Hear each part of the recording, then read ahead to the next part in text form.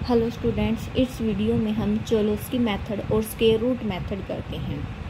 हम एग्जाम्पल के थ्रू समझते हैं। Solve the following system of equation using Cholesky method. 3 equation given है, हमें यूज किससे करना है? चोलोस्की मेथड का यूज करके इसका सॉल्यूशन निकालना है।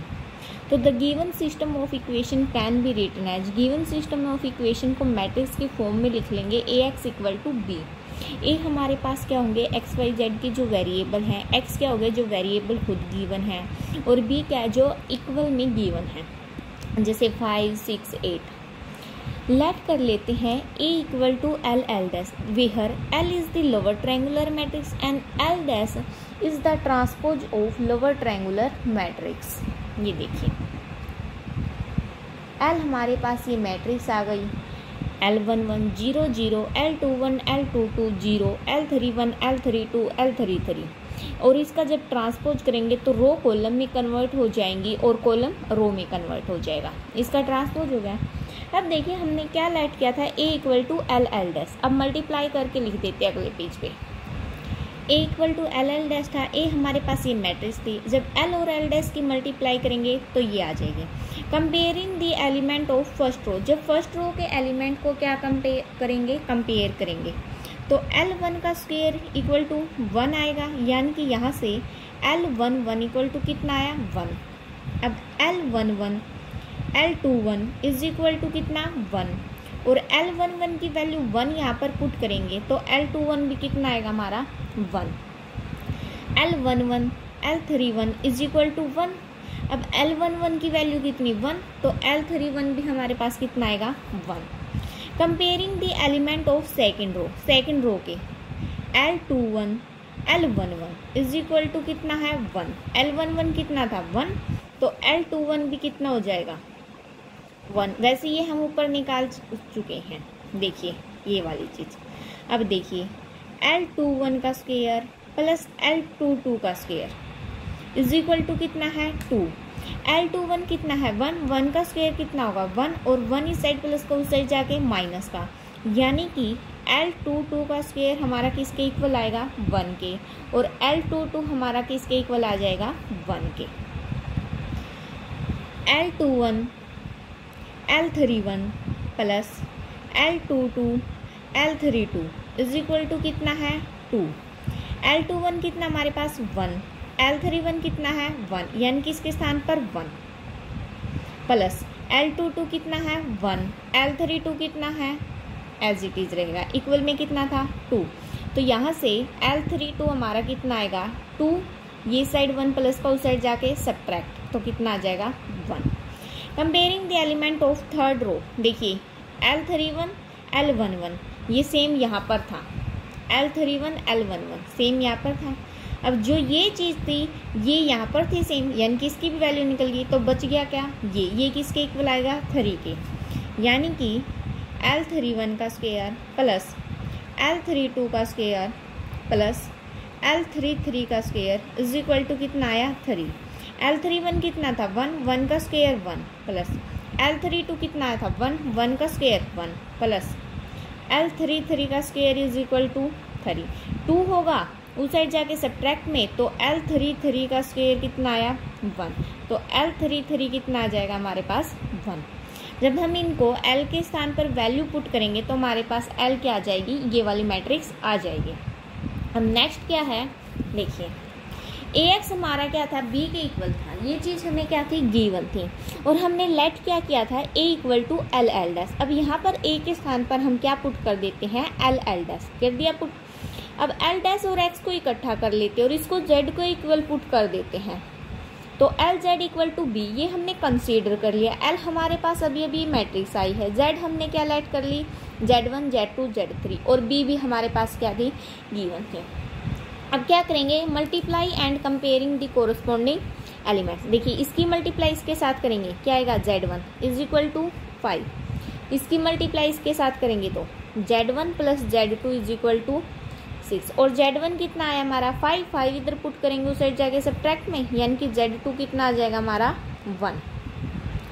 इसकी मल्टीप्लाई इसके साथ Z1 plus Z2 plus Z3 is equal to कितना आएगा 8, Z1 कितना हमारे पास 5 और Z2 कितना हमारे पास 1 यानी कि 6 plus Z3 is equal to 8 यानी कि Z3 हमारे पास कितना आ गया 2, क्योंकि 6 इस साइड प्लस का उस साइड जाके सब्ट्रैक्ट में।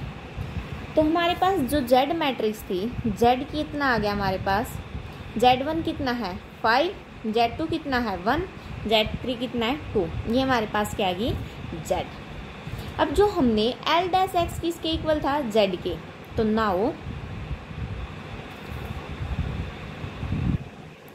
L dash X equal to Z था और L डैश हमारा क्या आया था, अगर हम जो L मैट्रिक्स थी, ये वाली हमारे पास L मैट्रिक्स थी, अगर इसी का ट्रांसपोज करके लिखे 1 0 0 1 1 0 1 1 1, x क्या हमारे पास देखिए x y z और z क्या आया हमारे पास, अभी निकाला 5 1 और 2।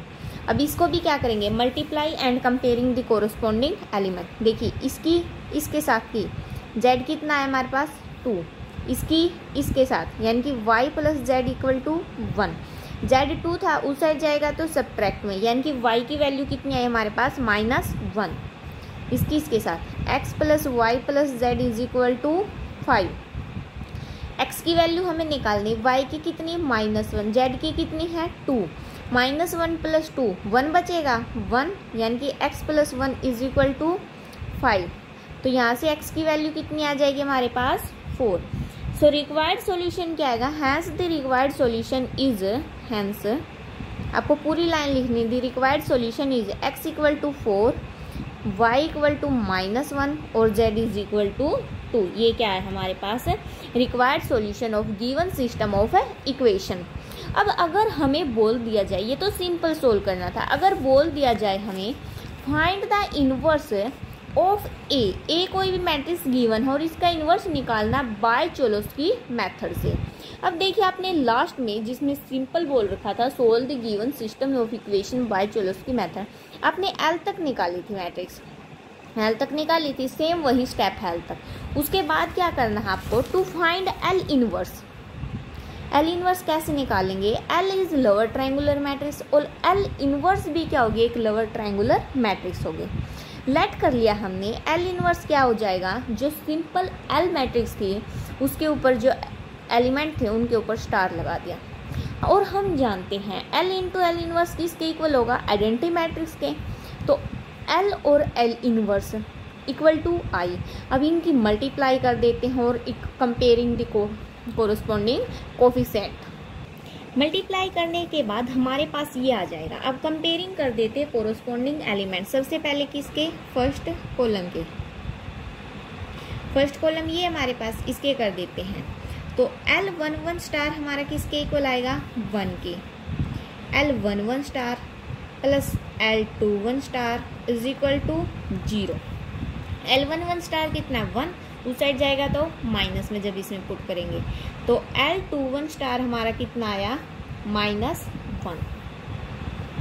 L11 star plus L21 star plus L31 star is equal to कितना है 0। देखिए L11 कितना है 1, L21 कितना है -1, पुट करेंगे कैंसिल आउट होके कितना 0, यानी कि L31 स्टार हमारा किसके इक्वल आया 0 के। अब क्या करेंगे, किसके एलिमेंट को कंपेयर करेंगे, second column, second column L22 star, L22 star is equal to कितना 1, L22 star plus L32 star is equal to कितना 0। ये वाला L22 की कितनी 1, यहाँ पर पुट करेंगे उस साइड जाएगा माइनस में, यानी कि L32 स्टार हमारे पास कितना आएगा -1। अब बारी किसकी है, थर्ड कॉलम की, थर्ड कॉलम, थर्ड कॉलम में क्या है L33 star is equal to कितना 1। तो देखिए एक वैल्यू हमारे पास ये आई, एक ये आई, एक ये, एक ये, एक ये और एक ये, यानी कि हमारे पास जब ये वैल्यू निकल गई है हम एल इनवर्स में पुट कर देते हैं जो हमने लेट की थी। तो एल इनवर्स हमारे पास क्या आएगा, L11 स्टार कितना है 1, L21 स्टार कितना है -1, L31 स्टार कितना है 0 0 0, L22 स्टार कितना है 1, L32 स्टार -1, यहाँ पर क्या 0, L33 स्टार 1। ये हमारे पास क्या आ गई L इनवर्स आ गई। अब देखिए अब आगे क्या करेंगे, अब इसका ट्रांसपोज कर देते हैं हम, क्या कर देते हैं ट्रांसपोज। L इनवर्स का ट्रांसपोज किसके इक्वल आएगा, हम जब इसका ट्रांसपोज करेंगे 1 0 0 -1 1 0 0 -1 1, ये हमारे पास क्या आ गया इसका ट्रांसपोज आ गया। नाउ